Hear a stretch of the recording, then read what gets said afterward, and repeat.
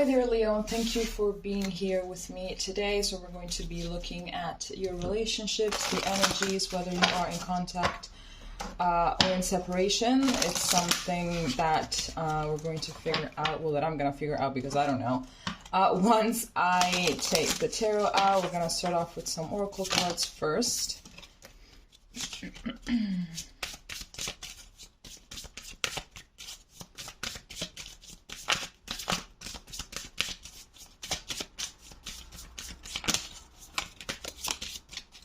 Okay, so here we have number 19 breaks down to a 10. We have parasite, so either 20 or 10.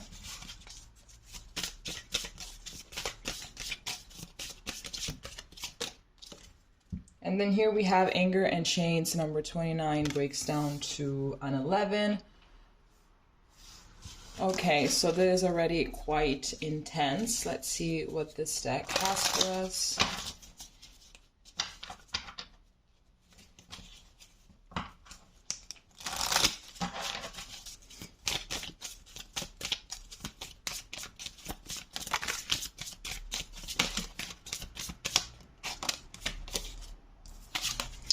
Here we have stuck energy, number 8.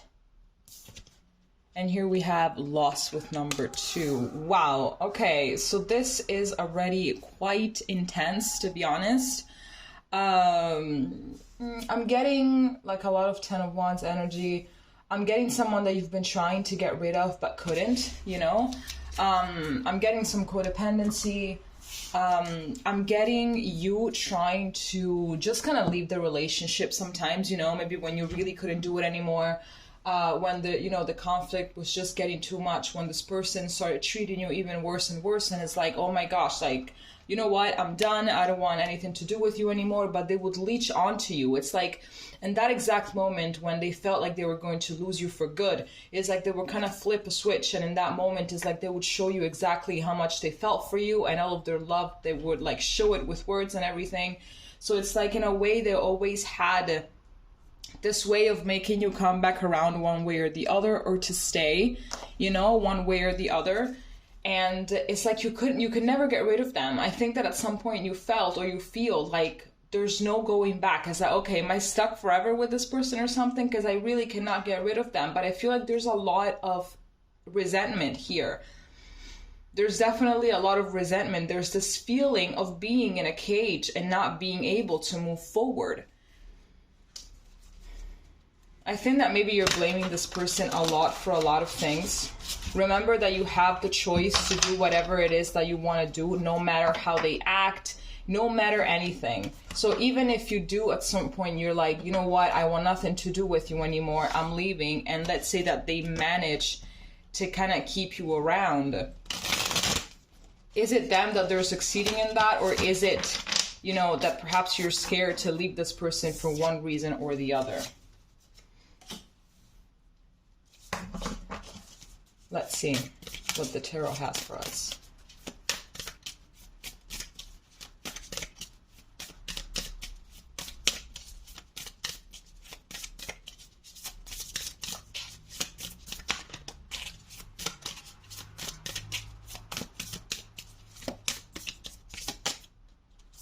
Here we have the 4 of Coins.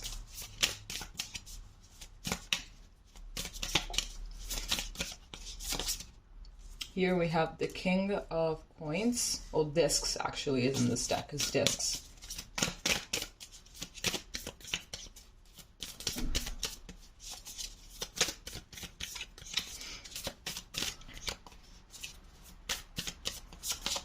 And here we have the Knight of Discs. So,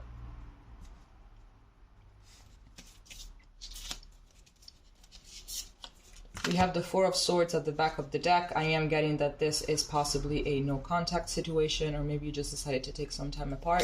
I feel that even though maybe you guys are in no contact, it's like this person is still leeching onto you energetically. Excuse me. Oh my gosh. So it's like this person is still like leeching onto you energetically. It's like maybe even though you got rid of them, like on the 3D, in the 5D, you still haven't managed. It's like they're still there. They're still trying to reach out. They're still trying to manifest you. It's like you can feel that they're trying to manifest you in some way or the other. And it's like, will I ever be able to get rid of this person? Because I believe that there has been a lot of love, and let's say that deep down there is. But, you know, things sometimes they just don't work out. Sometimes we just meet people that we have a lot of potential with, but we're not entirely in alignment. And that's it. You can try. But if it doesn't work out, it doesn't work out, you know, like it's something that we all go through multiple times in our lifetime. If we're lucky enough, it only happens once, and then we get married to the love of our life, and that's it. But, you know, to some of us, it happens multiple times. So I am getting that basically this person, it's like you were waiting for them to grow up, right? I feel like also there was like a little bit of difficulties with opening up. There was like something that never really, I feel like maybe it was you, as in, like, yes, this person would portray themselves as someone that maybe had their shit together, as someone that was very mature. Sometimes, like, when you were having certain types of discussions, when you're having certain type of debates or whatever, you know, this person would look very mature, but I feel like deep down you always knew that something felt kind of off, you know, something felt kind of odd, and that maybe they were not really this person that they were portraying to be, but that they were actually more childish and more immature than what they were displaying in a way, right? So it's like you just kind of felt that right off the bat. It's like you could kind of read between the lines of certain things, and it's like, yeah, this person comes across as very mature, but what would happen if something serious were to pop up? Exactly. How they would behave? Like, would they actually be an adult about it? You know, like maybe even certain jokes, because you can tell a lot even by what kind of jokes a person cracks, you know, if they're actually childish or if they are an actual mature person that sometimes likes to be childish whenever they're fooling around. You know, I feel like there is a difference, right? I'm getting as well that perhaps it was this person that was just like a little bit closed up, and they never really managed to blossom into their full potential. So all of this, it just kind of drove you to say, you know what, I'm just gonna take my distance, or I'm gonna break up with you because I really can't do this anymore. Let's see what else we have.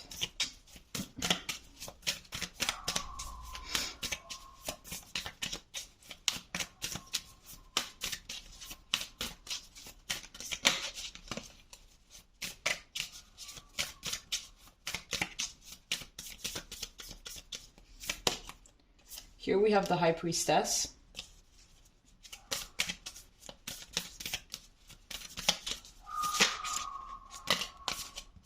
Nope, those are too many.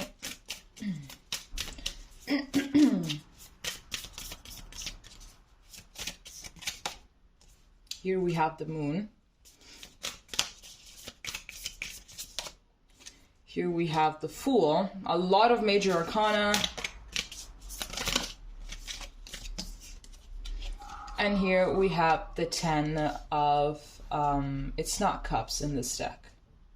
Goblets? Was it goblets? Yep, goblets. So we have the 10 of goblets.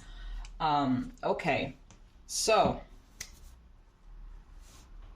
I am getting that there was definitely a lot of information between the lines that you managed to catch, or even if you didn't manage to catch it, like consciously speaking, it's something that your intuition picked up on, definitely. I feel like your intuition told you a lot of information regarding this person right off the bat with many things, you know, regarding how they are as a person, regarding everything. It's like you already knew who this person was before you actually got to know them at a deeper level. You already knew who they were. But it's very complicated to follow our gut. I know that. It's super complicated, you know? I feel like we're kind of taught, maybe, as we grow up to wait until we have actual proof of what we feel, but sometimes we don't need proof. We know already, right? And by not following this gut feeling, we end up in these kind of situations, right? When it would just be easier to follow our instincts and be like, okay, the vibe is off here. I feel like the vibe is off, so I'm just not going to entertain this. But we do it anyway. And then we end up saying, well, if I only would have listened to myself sooner. This person is highly insecure, though. Extremely insecure. I really do feel like they're trying to manifest you. I do feel that they dream about you, or maybe you guys actually managed to visit each other in the 5D, like in your dreams or something like that. Feelings are still running extremely high, but there are a lot of insecurities here, absolutely, which is something that your person is supposed to be getting rid of in order to have a fresh start and in order to actually blossom into the real potential that this relationship has.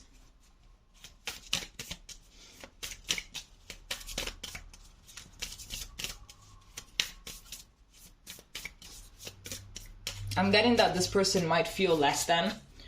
And I feel like they feel less than, especially while next to you. I feel like you have your shit far more together than them. And it doesn't necessarily have to mean in a financial / material way. It doesn't mean that. It's not about that. It could be also like the way that you talk, the way that you carry yourself, your mentality, your wisdom and everything. You are far ahead than this person, and they just feel less than.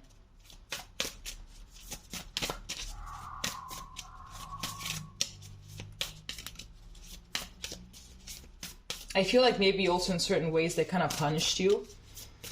Maybe they treated you like shit. That was a way to overcompensate for their insecurities, to try to get some power back. And maybe that's why also we have all of this anger and resentment coming through here.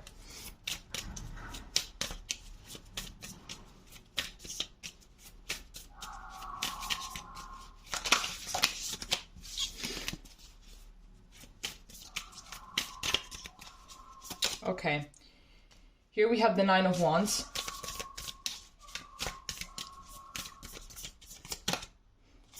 Here we have the Chariot.